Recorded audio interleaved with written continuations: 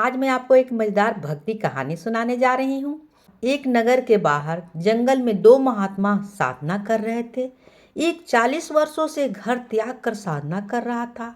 दूसरा अभी अभी 2 वर्षों से साधना करने में लगा था।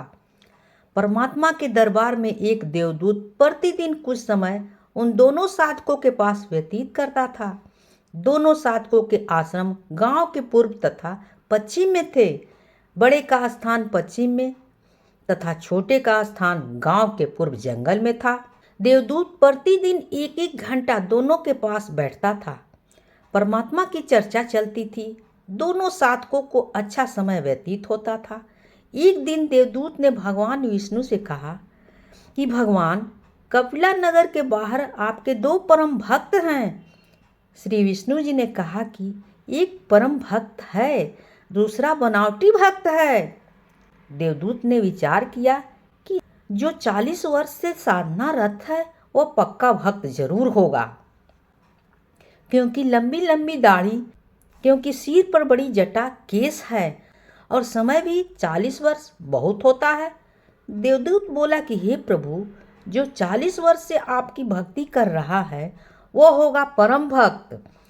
प्रभु ने कहा नहीं, दूसरा जो 2 वर्षों से साधना में लगा है वही परम भक्त है।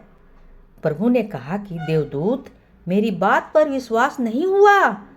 देवदूत बोला, प्रभु ऐसा नहीं है, परंतु मेरी तुच्छ बुद्धि यही मान रही है कि बड़ी आयु वाला भी अच्छा भक्त है। श्री विष्णु जी ने कहा कि कल आप देर से पृथ्वी पर जाना, दोनों ही देर से आने का कारण जरूर पूछेंगे तुमसे। आप बताना कि आज प्रभु जी ने हाथी को सुई के नाक से निकाला था, वह लीला देखकर आया हूँ, इसीलिए आने में देर हो गई। जो उत्तर मिले उससे आपको भी पता लग जाएगा कि परम भक्त कौन है। पहले प्रतिदिन देवदूत सुबह 8 बजे के आसपास बड़े के पास जाता था और 10 बजे के आसपास छोटी वाली आयु के भक्त के पास जाता था। अगले दिन बड़ी आयु वाले के पास दिन में 12 बजे पहुंचे।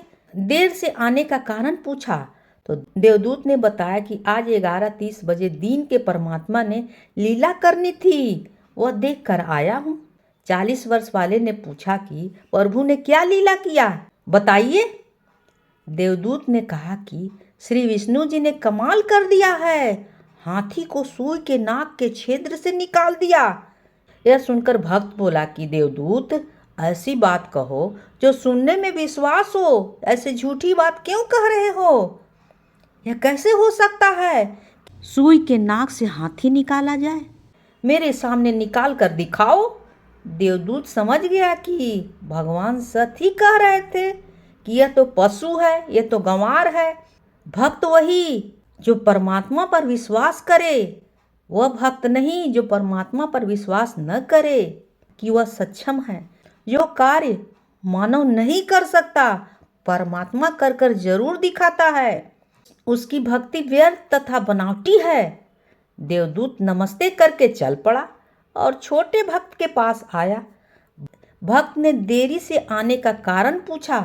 देवदूत ने संकोच के साथ बताया कि कहीं यह कोई गलत भाषा न बोल दे।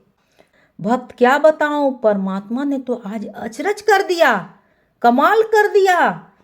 देखकर आंखें फटी की फटी रह गई। परमात्मा ने तो हाथी को सुई के नाक से धागा डालने वाला छिद्र के अंदर से निकाल दिया है। यह सुनकर भक्त बोला कि देवदूत जी, इसमें आश्चर्य की कौन सी बात है?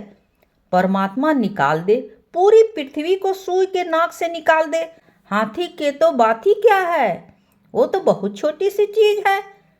देवदूत ने भक्त को सीने से लगा लिया और कहा कि धन्य है तू, आपके माता पिता जिसने तुम्हें जन्म दिया है, कुर्बान हूं उन पर जो तुमको जन्म दिया है।